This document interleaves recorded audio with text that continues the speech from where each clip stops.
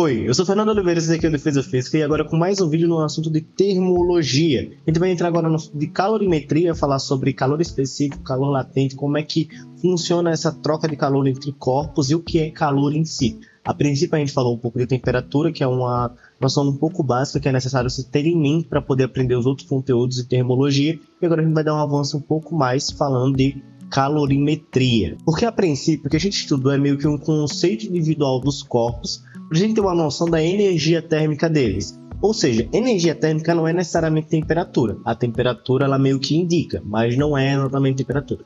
Energia térmica vai ser uma energia que está atrelada tanto à vibração, movimento ali das partículas que regem o corpo e a quantidade de partículas que tem nele. Então, às vezes, dois corpos com a mesma temperatura, o que tem mais energia térmica vai ser aquele que é maior, porque você tem mais partículas ali dentro. Então você tem essa diferença com energia térmica. A temperatura é só uma base ali que a gente vai ter, inclusive para fazer outros cálculos em alguns momentos, para descobrir alguns conceitos físicos de corpos, mas que é muito importante. E agora a gente vai entrar em um termo, em um estudo que é muito interessante, que é na situação de calor. E calor vai estar atrelado à energia, vai estar atrelado à energia térmica que eu já citei. Porém, não é necessariamente só energia. Tem uma condição especial para você considerar o calor. Calor é energia térmica em movimento. Então, se eu tenho dois corpos, um está mais quente que o outro, só existe calor se vocês têm um movimento, se você tem a troca de energia, a troca de calor entre esses dois corpos. Se não existe esse movimento de energia térmica, então não existe calor.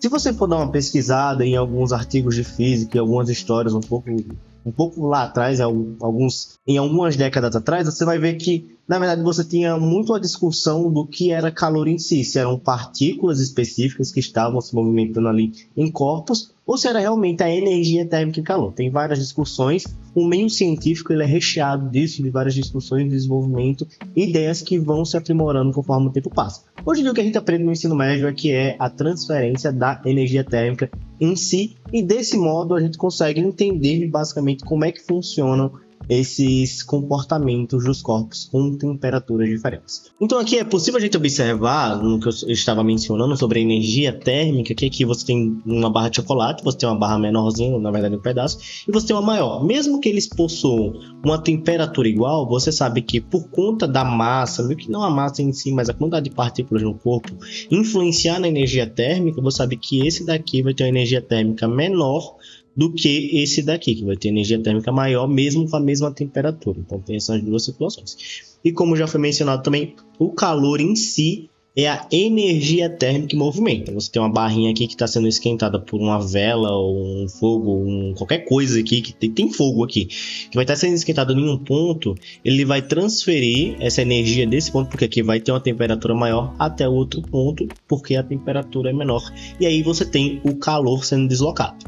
O calor ele funciona, mesmo que você tenha essa condição de movimento para se ter calor, ele ainda funciona como energia. Então, suas unidades normalmente pode ser o joule, quando você vai trabalhar em algumas equações, que é no sistema internacional, mas é muito usual você utilizar a caloria para você fazer esses cálculos, ou a quilocaloria, que inclusive quando você compra um alimento, essa unidade específica relacionada ao alimento que vem, quantidade de energia do alimento, que vem em calorias ou em quilocalorias. Então é uma unidade de energia que é muito usual quando você está estudando calorimetria ou energia térmica. Em uma caloria ela vai equivaler a aproximadamente 4,186 joules, mas como qualquer coisa você acaba calculando por regra de 3, é só uma conversão de unidades. E também, normalmente, quando você tem que ter essa conversão, normalmente é porque a equação você tem que trabalhar no sistema internacional e os dados estão sendo dados em calorias.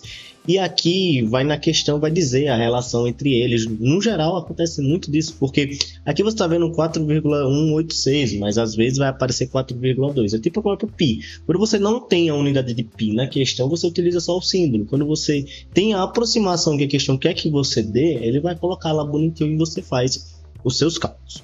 Agora, tendo uma noção do que é calor e do que é energia térmica, é importante você entender quais são as modalidades de transferência de calor. A princípio, a gente tem 3 que a gente vai estudar aqui. Só uma a gente vai precisar ter uma noção de cálculo a princípio também, estou falando a princípio muito, mas a primeira que a gente vai trabalhar com cálculo é a noção da condução.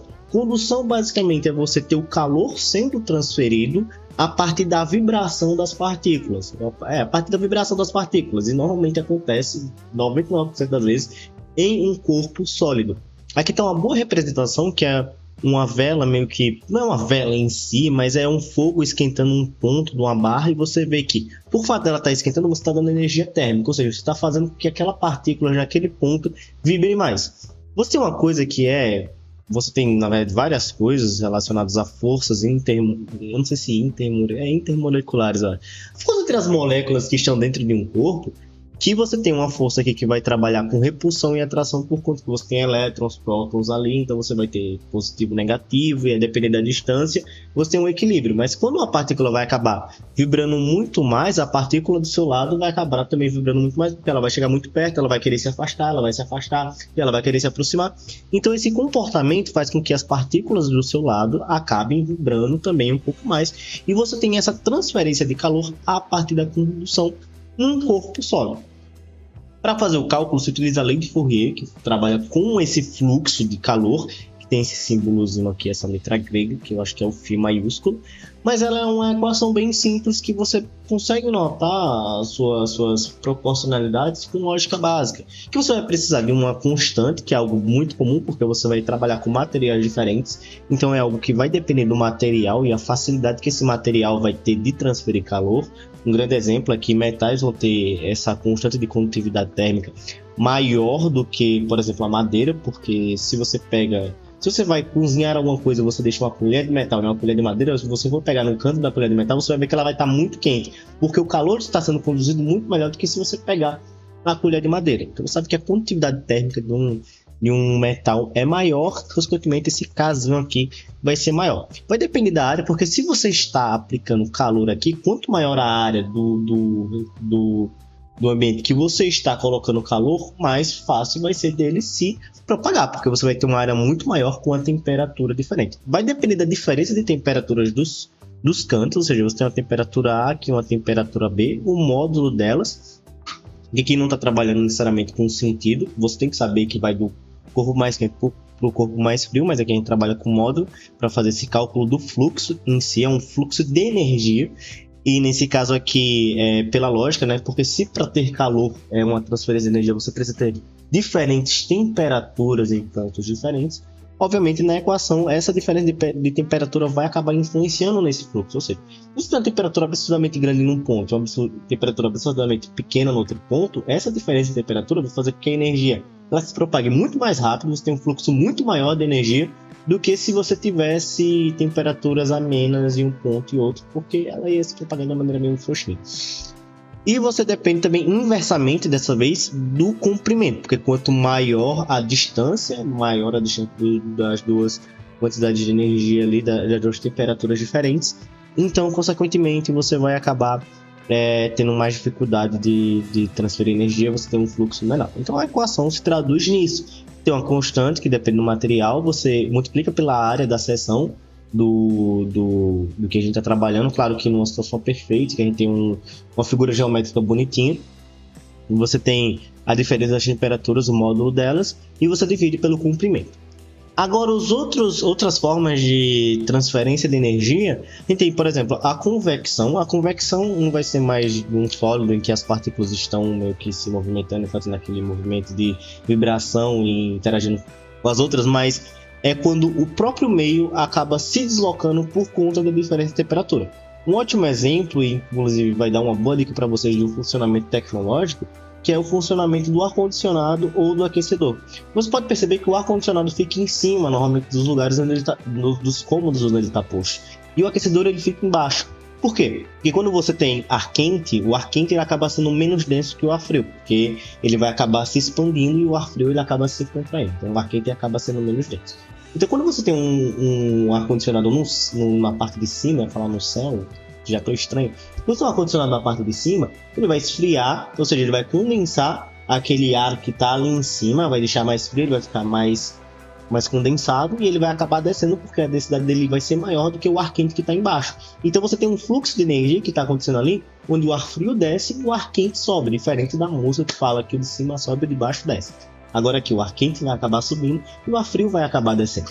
Nesse caso aqui, você tem essa transferência de calor e funciona muito melhor o ar-condicionado em cima do que se você colocasse embaixo. Porque embaixo você simplesmente ia esfriar o ar de baixo do ambiente, ele ia ficar no chão de qualquer jeito, e o ar que estava quente vai ficar preso lá em cima e não vai ter muita mudança, e você vai ter menos eficiência do ar-condicionado, ele vai gastar mais energia para tentar mudar a temperatura do ambiente. O inverso acontece com o aquecedor. Ele vai esquentar o ar que está embaixo, o ar que está embaixo vai acabar subindo, o ar frio que está em cima vai acabar descendo, e você tem esse fluxo de calor aí bonitinho. Algumas geladeiras também funcionam dessa maneira. Você pode ver, por exemplo, que algumas geladeiras que tem aqueles negocinhos vazados no meio, que eu me esqueci a palavra, é tipo um astelho, não é um astelho. Você tem um negocinho meio vazado ali no meio da geladeira e você tem um congelador em cima, porque o congelador o ambiente onde vai congelar o ar, ele vai acabar descendo e você precisa ter esses vazados, porque o ar ele acaba descendo e o ar quente sobe e você tem esse fluxozinho bonitinho e interessante. Coisa que é diferente em algumas geladeiras um pouco mais modernas, que essa mudança de temperatura não é assim por fora, você acontece na gradezinha de trás e ele vai esfriando, então não tem esses vazados assim dentro da geladeira. E a outra forma de transferência de energia, que não necessariamente é calor em si, ao pé da letra do que a gente está falando, mas é a irradiação, que é o fator de ser luz, é onda eletromagnética. E radiação, normalmente está falando da radiação, por exemplo, aqui você tem o Sol transferindo energia aqui para a Terra através da radiação eletromagnética, através de ondas de luz, onda de luz visível, onda de luz no infravermelho, etc, ultravioleta, que por ser no vácuo, é o único que se transfere no vácuo, a condução, você precisa de um material, e a convecção já é o próprio material ali que está se movimentando. Aqui não, aqui você tem uma onda eletromagnética, você tem luz se movimentando, você vê que ela consegue se movimentar no vácuo. Um grande exemplo é que nós mesmos, a gente meio que emite ondas eletromagnéticas através de infravermelho por conta da nossa temperatura corporal. Você vê aqueles óculos de visão noturna, eles são utilizados para observar pessoas por conta da emissão das ondas que elas possuem. A gente não brilha andando por aí porque a nossa temperatura é muito mais baixa, por exemplo, do que o Sol. Então a gente precisa desse óculosinho que vai meio que detectar essas ondas numa frequência um pouco mais baixa, que tem uma energia mais baixa, mas ainda assim a gente meio que emite ondas eletromagnéticas numa certa frequência. Da mesma forma, você tem o próprio micro-ondas, que utiliza de micro-ondas para, através da ressonância, ele vai esquentar o líquido que está dentro, acaba sendo lá, não sei se é só água, mas acaba esquentando o líquido que está dentro dos alimentos, consequentemente esquentando os alimentos. Então você tem essas funcionalidades e você tem essas transferências de energia, você tem esse calor sendo transferido através de radiação térmica. E agora a gente já entendeu meio que como funciona esses meios de transferência de calor, mas agora é importante entender como é que um corpo ele vai acabar mudando sua temperatura e como é que ele muda sua temperatura com a quantidade de calor, que é a energia que a gente estava mencionando, quantidade de calor que incide sobre ele. A princípio, a gente precisa entender um termo chamado capacidade térmica, que ele vai trabalhar com a quantidade de calor necessário para mudar 1 grau de um corpo. Ou seja, como aqui já está dizendo matematicamente, você tem a quantidade de calor necessária para mudar 1 grau, uma unidade de grau de um corpo. Ou seja, você precisa de 50 calorias, você precisa de 50 joules para mudar 1 grau de um corpo específico. Você precisa de 100 calorias para mudar 1 grau de um corpo específico.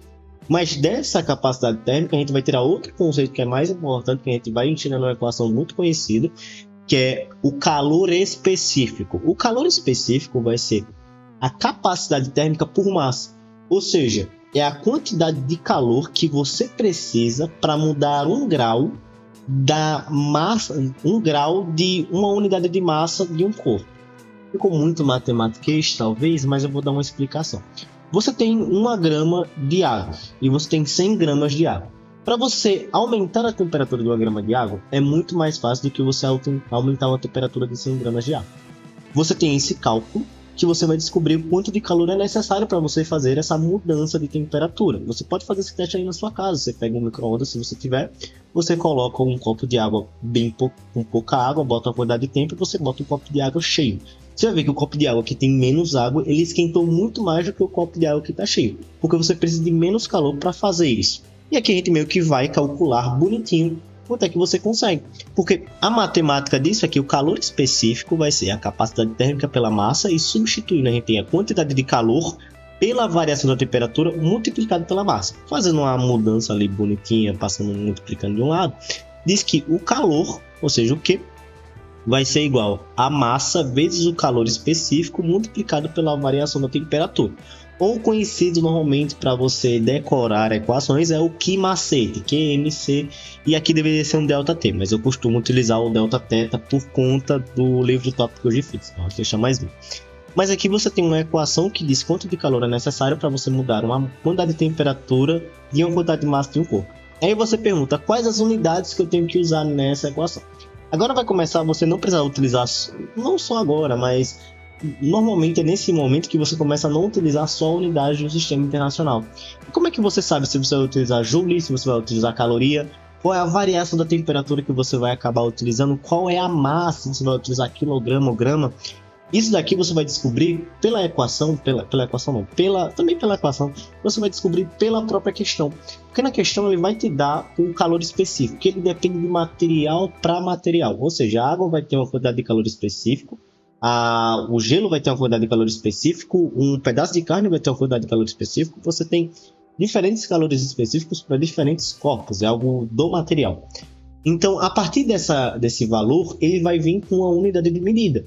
Então, a unidade de medida pode ser caloria por grama grau Celsius, a unidade de medida pode ser joule por grama grau Celsius, pode ser caloria por quilograma grau Celsius. Com base nessas unidades de medidas da constante, é que você trabalha com o que você vai querer, com o que você vai colocar de unidade de medida na equação. Então, é sempre bom observar.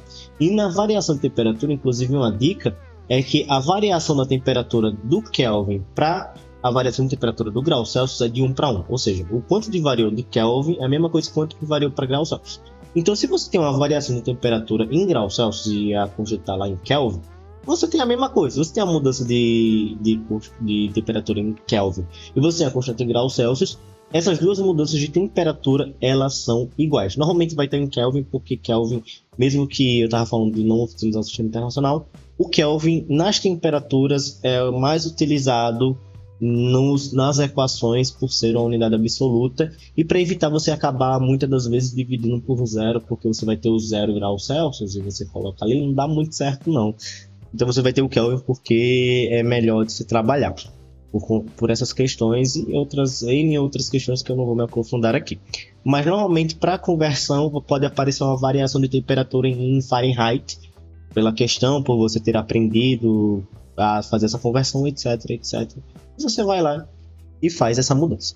A partir daí a gente vai trabalhar um sistema térmico um pouco mais idealizado, que é importante, quem não vai trabalhar com coisas muito complexas, que é o sistema térmico isolado. Ou seja, as transferências de calor que existem ali vão ser as que existem ali naquele ambiente. Esse sistema térmico isolado pressupõe que não tem calor vindo de fora para dentro e não tem calor vindo de dentro para fora. Você não tem transferência do meio interno para o meio externo.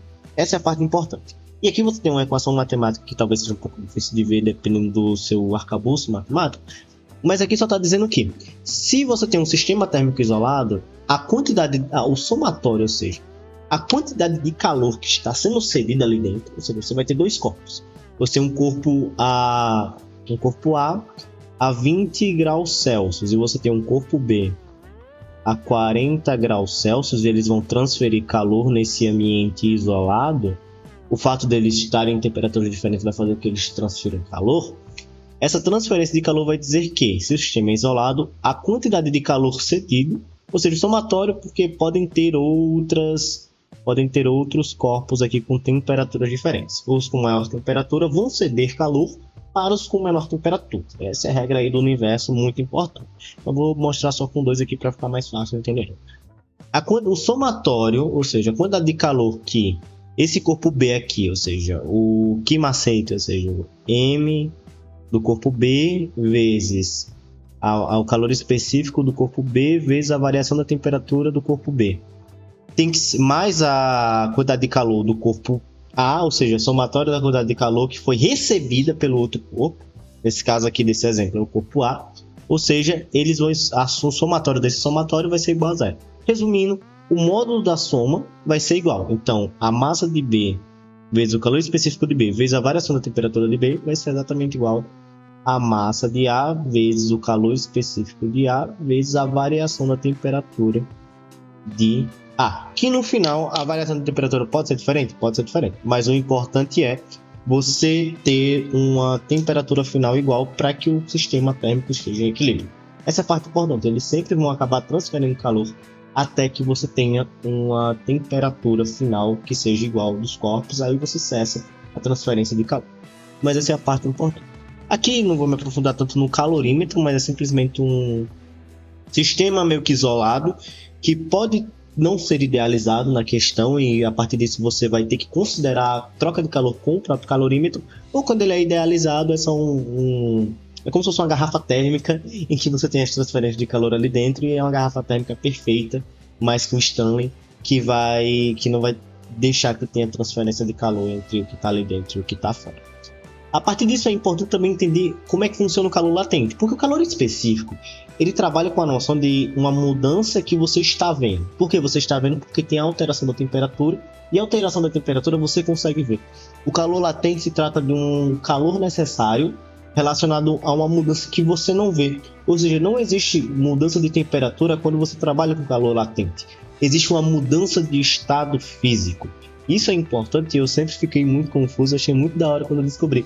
Quando o corpo passa do sólido para o líquido, assim, claro que é um corpo perfeito ali, uma água destilada da vida, uma água pura, etc. Quando você tem misturas, acaba sendo um pouco diferente. Mas vamos trabalhar com idealizações aqui. Você tem um corpo perfeito com uma água pura, que está passando do estado sólido para o estado líquido, a temperatura não muda no momento em que há essa mudança, porque toda a energia que você está colocando ali, você botou um gelo numa panela, numa frigideira ali para esquentar. Toda a temperatura que está sendo colocada ali, ela está sendo utilizada não para mudar todo o calor que está sendo colocado ali, ele está sendo utilizado não para mudar a sua temperatura, e sim para mudar o seu estado físico, ou seja, quebrar ali as ligações das moléculas para que elas fiquem mais livres. Óbvio que você vai ver que o calor latente, os valores de calor latente, por exemplo, do gelo para água, vai ser bem maior do que o valor do calor específico do gelo e o valor do calor específico da água. Você tem essa diferença porque você precisa de mais energia. E você vê que aqui na equação é basicamente a mesma equação do calor específico, só que você não trabalha com a mudança de temperatura. Você vai ver que o calor necessário para você mudar de estado físico uma grama do objeto, ou seja, vai ser só o calor vezes a massa vezes o valor do calor latente, que como calor específico depende do material do objeto. Aqui a gente tem exemplos de como é que funciona essas mudanças de estado físico e como é que funciona as transferências de calor, que são... Você tem mudanças endotérmicas e você tem mudanças exotérmicas. Como o nome já fala, exotérmica, o calor do corpo ele está saindo, ou seja, ele está perdendo calor ali, então ele está resfriando. E a endotérmica, ele está recebendo calor para ele mudar. Então quando você tem o gelo aqui, ele aumentando a temperatura porque ele está recebendo calor, então no momento ele recebeu calor o suficiente, você vê aqui que o gelo a 0 graus Celsius vai dar água a 0 graus Celsius. Ele recebeu calor até ficar no estado líquido, ele recebeu mais calor até ficar a 40 graus Celsius, você tem uma mudança aqui que é a endotérmica, que ele está recebendo calor. Se você tiver o contrário, você tem uma exotérmica, porque ele está exerando você, ele está excitando, ele está tirando o calor para poder acabar resfriando. E aqui você tem a fusão, você tem a ebulição. Ebulição é, no caso, a vaporização da água e etc. Você tem a fusão, que é quando passa do gelo para o líquido. Você tem a solidificação lá, quando você passa do líquido para o gelo. Você tem a condensação, quando você passa do vapor para a água. E aqui é importante a gente entender a diferença entre vapor e gás. O gás, na verdade, é quando você está com uma temperatura autossuficiente, que a depender do gás não necessariamente é alta as nossas noções, mas você está com uma temperatura autossuficiente para que aquele corpo ele sempre permaneça no estado gasoso, independente de quanta pressão você coloque. Agora, se você está numa temperatura em que, se você varia a pressão, ele pode estar no estado sólido, líquido ou gasoso, você tem um vapor em si. Ou seja, a temperatura que a gente está aqui a 100 graus Celsius, por exemplo, se você bota muita pressão, você pode ter a água ainda no estado líquido, não no estado de vapor. Então ali você tem vapor. Mas se você aumenta a temperatura o suficiente para que, mesmo que você pressione, ainda esteja no estado gasoso, você tem um gás. Gases ideais, normalmente na temperatura ambiente, continuam gases e são gases em si a ser que você diminua a temperatura o suficiente para em estados muito extremos ele acabe se transformando num líquido, quiçá um sólido. Aqui, e tem duas últimas coisas que eu posso acabar falando aqui para vocês em sala que eu acredito que está muito longa. Eu achava que estava muito longa, mas na verdade só 27 minutos de gravação, acredito porque eu falei bem rápido, espero que não esteja falando rápido o suficiente para você não entender, que fique mais dinâmico e interessante do que confuso. Mas você tem a noção da pressão de vapor, que é na situação em que eu não vou me aprofundar muito, mas você tem um líquido aqui com um êmbolo, e se você acaba puxando esse êmbolo, o líquido não vai subir, porque não faz sentido o líquido subir. Você está no estado líquido, que ele pega o formato de um recipiente, só que o estado gasoso ele pega o formato, mas não o volume do recipiente. No estado gasoso, o gás ele acaba pegando, além do formato, o volume do recipiente. Então, quando você puxa, você vai ter aqui partículas que estão na parte de cima aqui que estão se movimentando, claro, e eles vão acabar ocupando esse vácuo. É muito difícil existir vácuo nos lugares, porque acaba que a natureza sempre vai dar um jeito de acabar suprindo esse ambiente de que não existe, entre aspas, nada. Então, você tem um vapor que vai estar ocupando esse lugar e vai dar uma determinada pressão conhecida como pressão de vapor naquele ambiente. Até que, por exemplo, você pode subir isso o suficiente para que não exista mais água, exista só vapor e a partir daí você não tem essa pressão de vapor, você diminui a pressão e etc. Aqui você pode ver, inclusive, um gráfico que explica como é que funciona essa variação de pressão a partir do volume. Você tem uma pressão bem alta, quando você tem um volume menor, se você diminuir o volume disso, você tem a mesma quantidade ali de líquido, então você vai pressionar, vai aumentar a pressão. Mas se você for tirando, você vai ver que a pressão vai diminuindo, até que ela chega num ponto aqui, que é conhecida como pressão de vapor, que ela vai continuar constante. Ou seja, a partir do momento que você vai puxando, que você vai tirando, ele vai ocupar o espaço de forma que a pressão nesse momento que você está tirando, ela vai permanecer constante. Mas até dado momento em que você tirar o suficiente para que não tenha mais líquido, a pressão vai voltar a diminuir conforme você aumenta o espaço ali do recipiente.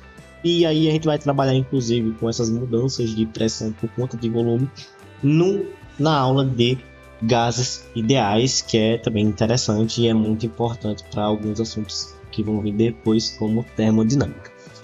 E também tem a questão do diagrama de fase. O diagrama de fase é algo muito comentado porque ela traz para a gente a noção do ponto triplo. Ou seja, existe um ponto ali de temperatura e pressão que você consegue ter a água no seu estado sólido, líquido e gasoso existindo no mesmo momento. É muito bonitinha a foto, inclusive, que tem esse ponto triplo. Aqui eu mostrei só o ponto da água, mas qualquer corpo ele vai acabar tendo um diagrama de fases que mostra como é que funciona a mudança de estado dele conforme você tem uma temperatura e pressão diferente. E aqui você pode ver, nesse caso aqui você tem um ponto triplo da água que seria a 0,00098 graus Celsius a uma temperatura de 4,58 milímetros de mercúrio, que é a unidade de pressão aí em milímetros de mercúrio. Você tem aqui gelo, água e vapor coexistindo. Você sabe que a pressão ela vai acabar sendo uma camada no mundo que a gente vive, né, uma camada de ar, mas você pode pressionar de maneiras mais artificiais. Então a pressão vai acabar meio que condensando as coisas e facilitando que elas estejam em estados mais sólidos. Então você pode ver aqui que se você aumenta a pressão, deixa eu pegar essa temperatura antes da temperatura do ponto triplo. Você pode ter aqui na água vapor e você pode ter aqui sólido. A diferença entre vapor e sólido só mudando a pressão, não tem no estado líquido. Mas se você está aqui no sólido, você pode mudar para o líquido e a uma determinada temperatura você pode mudar para o vapor a uma mesma pressão. Só que você tem aqui uma pressão crítica, um ponto crítico aqui, na verdade, não é pressão crítica, é um ponto crítico de pressão e temperatura que, como mencionei, faz aquela mudança do corpo ser um vapor para o corpo ser um gás. Porque se ele está numa pressão, se ele está numa temperatura que antes dessa temperatura crítica, se você mudar a pressão, você pode coexistir o vapor, aí você aumenta a pressão, ele vira líquido. A uma determinada temperatura, você aumenta a pressão, ele vira sólido. A uma determinada pressão, você pode só aumentar a temperatura e ele vai mudando de fase. Só que se você chegar nessa temperatura crítica, não importa a pressão que você coloque, o corpo vai permanecer no estado gasoso, porque a temperatura, ou seja, a energia de movimento ali das partículas é grande o suficiente para que, mesmo com a determinada pressão, ele não consiga ficar coeso, ele não consiga ter forças intermoleculares que façam que ele fique meio que parado, ou seja, no líquido você pode não ser como no sólido, mas você ainda tem um contato ali, você tem uma aproximação das partículas por conta dessas forças intermoleculares. E no sólido é bem coisazinha, você tem elas vibrando ali e você tem forças que fazem com que ele fique bem estático entre aspas, porque não está parado, né? Está vibrando ali muito. Mas você vê que nesse estado a temperatura é autossuficiente, ou seja, a energia térmica é autossuficiente para que você não tenha esse estado meio que coeso. Mas é isso, eu espero que você tenha entendido o assunto dessa aula, foi um pouco mais longa realmente, que é só o assunto, não teve resolução de questões. Se você gostou, deixa o seu like, se inscreve no canal para receber novos vídeos e estudar se você gostar dessas aulas aqui para aprender conteúdo. Manda para os seus amigos, para alguém que você acha que vai ajudar mesmo, para estudar para o ensino médio, para o Enem e etc, etc. Aqui no canal tem mais aulas, tem coisas de resolução de questões, tem divulgação científica, logo mais matemática, Olimpíadas científicas, etc, etc, etc, e muitos etc. Mas é isso, muito obrigado e tchau!